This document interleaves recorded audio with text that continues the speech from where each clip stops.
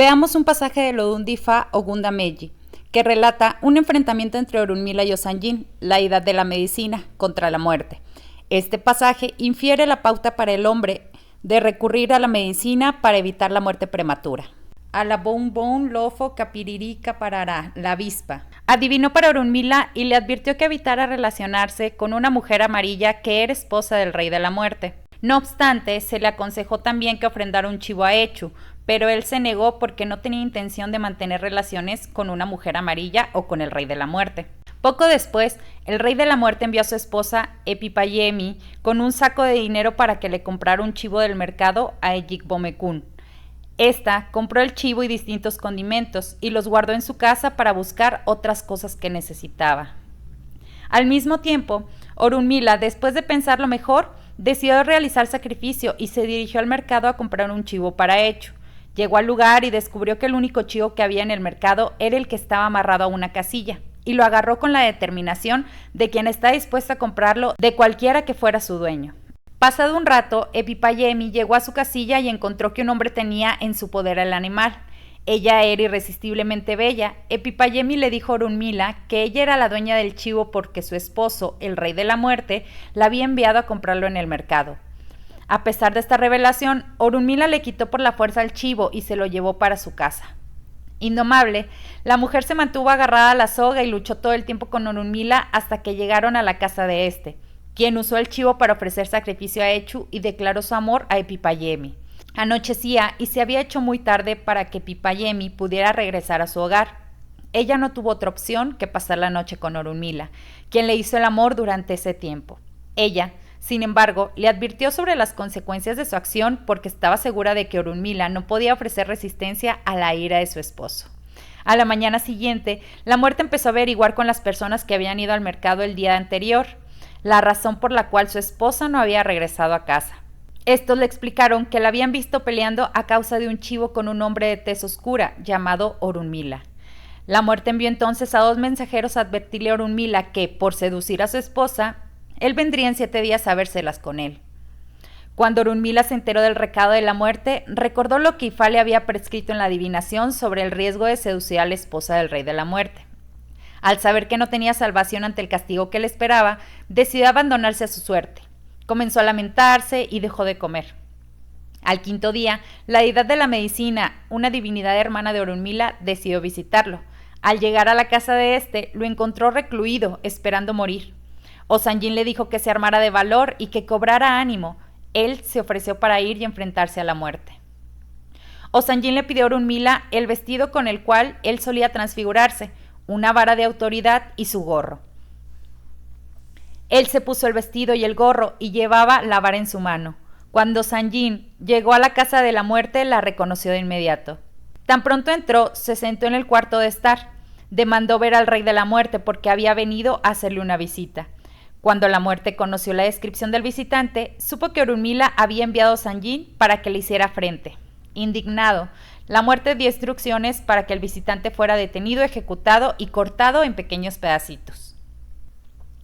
Los seguidores de la muerte golpearon ferozmente a Osanjin y lo hicieron pedazos. Cumpliendo las órdenes de la muerte, los despojos del cadáver fueron esparcidos en un cruce de caminos. Cuando sus ejecutores regresaron a la casa, Osanjin estaba cómodamente sentado esperando por ellos. Tan pronto lo vieron, él insistió en que no debían hacerle perder su tiempo porque él había venido a ver al rey de la muerte. Sobrecogidos de temor y sorpresa, los mensajeros comunicaron a la muerte que el visitante había regresado a la casa después que le habían dado muerte y cortado en pedazos. La muerte les ordenó que lo mataran nuevamente y que arrojaran sus pedazos al río para alimentar a los peces. Otra vez ellos le dieron muerte, cortaron su cuerpo en pequeños pedazos y arrojaron los despojos al río. Cuando regresaron a la casa para informar que la misión había sido cumplida, de nuevo encontraron a Osanjin sentado en el cuarto de estar y les preguntó esta vez indignado por qué era tan difícil ver a la feroz muerte, pues parecía que tenía miedo de encontrarse con una divinidad menor. Cuando ellos comunicaron a la muerte la misteriosa resurrección, este les dijo que una vez más lo picaran en pedazos y lo arrojaran a un incinerador para convertirlo en cenizas. Ellos lo hicieron todo como se les ordenó. Pero antes de que regresaran a la casa, Osanjin otra vez los estaba esperando en el mismo lugar y gritaba que tendría que irrumpir donde estaba la muerte si se continuaba negándose a recibirlo. Al no saber qué más hacer, la muerte envió a sus mensajeros a que le pidieran a Osanjin que le dijera a su hermano que le había concedido a Epipayemi en paz. Cuando le comunicaron el mensaje a Osanjin, este vociferó que si no quería que él armara un alboroto en el cielo, ellos debían decirle a la muerte que mandara a uno de sus recaderos para que lo acompañara a comunicar el mensaje a su hermano.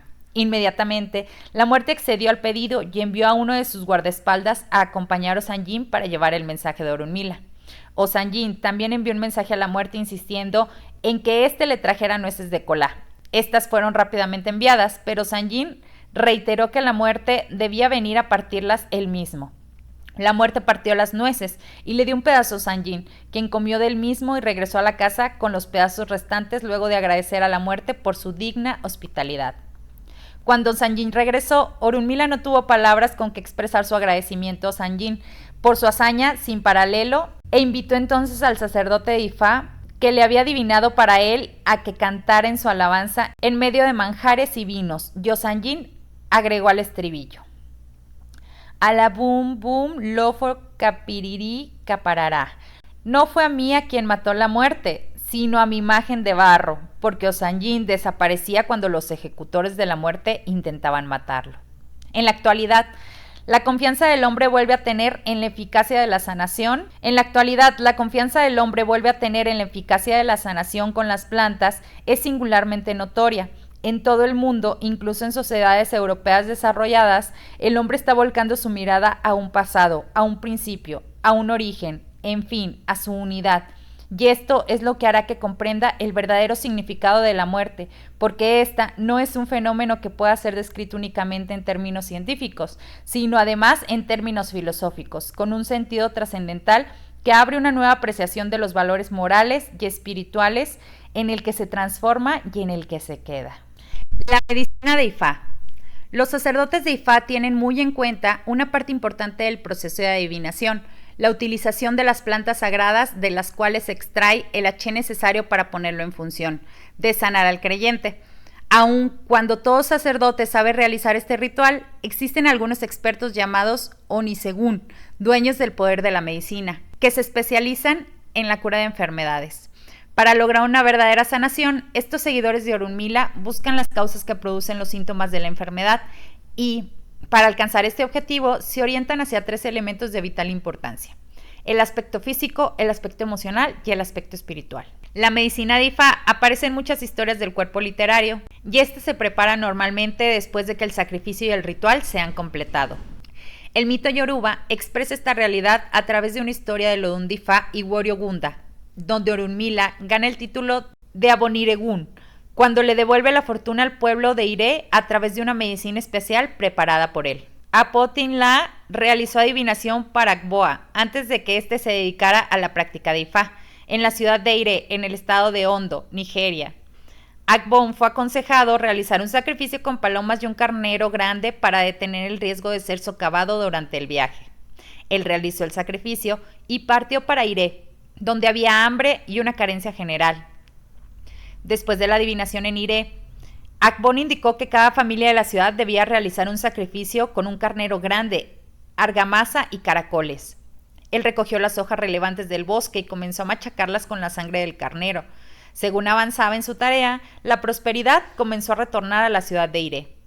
La eficacia instantánea de su sacrificio lo hizo querido por el pueblo de Iré y lo persuadieron para que se quedara en la ciudad como un sabio adivinador. Y por haber devuelto la fortuna, fue renombrado el que busca la medicina para la buena fortuna. Sobre el tema, William Bascom aborda desde otra perspectiva. Además del sacrificio, algunos versos prescriben la preparación de medicinas, Ogún, de un tipo conocido como Ayahó.